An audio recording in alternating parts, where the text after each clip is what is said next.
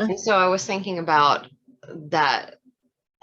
First I was thinking about this place called Gaia, and I've always gone there since I was, I mean, probably 18, 19. It was one of those full, like, hippie places where clothing optional, and they call it the Witch Lake, the locals. And I was thinking about, there's one side of it where people would skinny dip, and then there's like this long kind of tunnel with where the trees would overgrow, and just like a dark tunnel. And you'd go through there, end up in this big field where there was grass and clovers, and that's like where they'd throw ceremonies or different events. And my first boyfriend got married there, and it was interesting because I wasn't really that comfortable. It'd been 10 years since we'd broken up, but he was my first boyfriend, you know. I was in love with him. And so 10 years later, I'm invited to his wedding, and just to make the next level of things weird, my boyfriend was the one that was performing the ceremony. So that was really special. So my partner's out there, and I told my friend, I said, I just don't know how to feel about this. I still have feelings for him. I just loved him so much. And he says, well, the whole thing's going to be resolved when you present him with a flower. And so as I'm standing there, I'm thinking, well, there's 4-leaf clovers in this field. Maybe I can find a 4-leaf clover. And then that got me thinking too, like just recently when I'd found the 4-leaf clover, and, you know, I remembered Angela's brother had told me you can't find a 4-leaf clover in a small clover patch. And I thought, well, that doesn't make sense. That doesn't, laws of probability, you should be able to find a clover. In whatever size patch, you have the same amount of chance. There's, you know. And so I thought, well, I'm going to prove him wrong. And so there was one day when I went out, and he was at Angela's house. I just knew he was there somehow. I'm not sure how I knew, but just, you know, psychic. Went in there, and my headlight was broken. And he's one of those kind of guys, he can just look at something that's fixed. And so I was like, hey, Josh, come look at the, it's awesome. So I said, come, Josh, come look at this. And so he bent down to look at the thing, and I'm looking at the clover patch there, and I'm looking at, and there's lightning bugs coming up, and it's just that perfect time of night where the sun's going down and all kind of coming up. And I thought of something that John told me. He said, you can communicate with anything if you've got the right message. And watching these lightning bugs, and I was thinking about the time where he was showing that probably to a little girl about Jazzy's age. And he said, come here, watch what I can do. And he sat her down in a big field, you know, kind of like the field out at Gaia.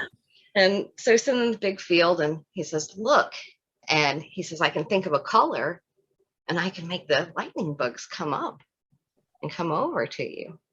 And so as he was thinking of that color, the lightning bugs came up, started to go over to her. And I remember I was in my apartment one night, and I had the patio door open, and a June bug flew in. And it was funny because I remember John saying, you can communicate with anything. And I could see this June bug, and she was communicating with the cat. And it was interesting because I could see that they were going to play, and the June bug really wanted to play with the cat, and the cat was playing with the June bug. And I started to get a little worried because I didn't want the cat to eat her or whatever. And so at that point I said, I'll hold up my finger, and if you want to come over to my finger, I'll just take you right back out. And she did. Just held right over and just took her right out. And then the cat looks at me, and I can sense that she is like, my playfriend. And I said, well, Zimmy, if you want her to come back in, maybe you can just ask her. Come back in. And sure enough, cat, oh my goodness. And that June bug came right back in. The same thing happened, and they were playing, and I, you know, it was one of those things where I was like, I can communicate with this bug. And sure enough, same thing. I said, well, if you're time to go, just fly over to my finger, and then we'll take you right on out. And she did that. And I took her out, and I thought, we really can communicate with anything. And, you know, going back to the lightning bugs and the girl, you know, she was able to experience that. So I was thinking of that as I'm there with Josh, and he's fixing my headlight. And I said, I remember that time that you told me that you can't find a clover in a small clover field. And that's when I just bent right down. I picked up a clover. I didn't even look. for that clover, but it was a 4-leaf clover. And so I handed it to Josh. Yeah. And Josh says, well, I don't believe in luck. This is not an exercise in luck. This is something else. Yeah. And I handed him that clover, and he still has that clover today. Wow. And I did the same thing with James when he was getting married. My first boyfriend, I found a 4-leaf clover. Wow. I handed it over to him and let go that energy.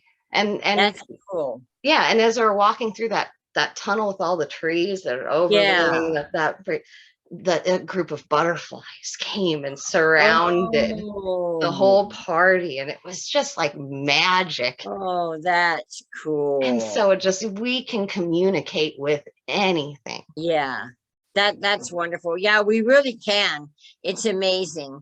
I still remember the different times, like when I communicated with water, and it was writing all those messages in the, what does it all mean? And then he writes, I love life. It's like, it means you're one of us. I know, it's so alive. Cool. Yeah, I love it. Jasmine, she found a sorrel. And it's similar. It grows similar to clover in the way that it grows, the leaf. And so she was calling. She goes, I'm going to find a 4-leaf clover. And she picked it. Look, it has 6, Gammy. Yes.